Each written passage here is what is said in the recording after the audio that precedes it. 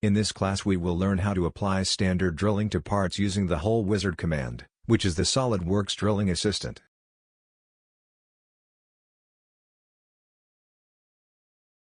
Open the available file and let's get started. To use the Hole Wizard command, we select the face where we want to apply the drilling and activate the command. In the Property Manager, there are two tabs. In Type we specify the type of hole, norm, dimensions and final condition. For this example, in Hole Type we select Countersink. In Standard we maintain the ANSI metric standard. In Hole Specification, for size we set M5 and in end condition we leave through all. We click on the Positions tab and it tells us that we should use the sketch tools to position and add other holes.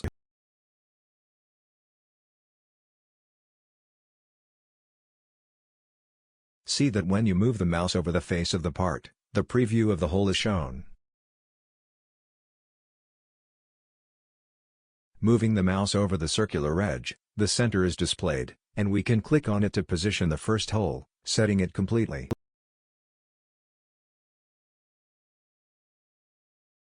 We added another hole, keep track. We confirm the command Hole Wizard and note the added holes. The name of the feature added in the Feature Manager contains specifications of the type of hole we created. Expanding the feature created by the Hole Wizard, we have two sketches. One controls the positioning of the holes and can be edited whenever needed.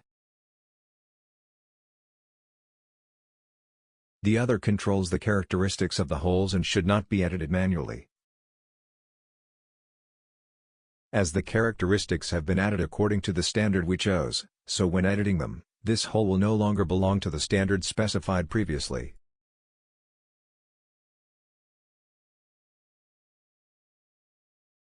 It is also important to select the face of application of the drilling before activating the command, because this way the positioning sketch is defined in 2 dimensions.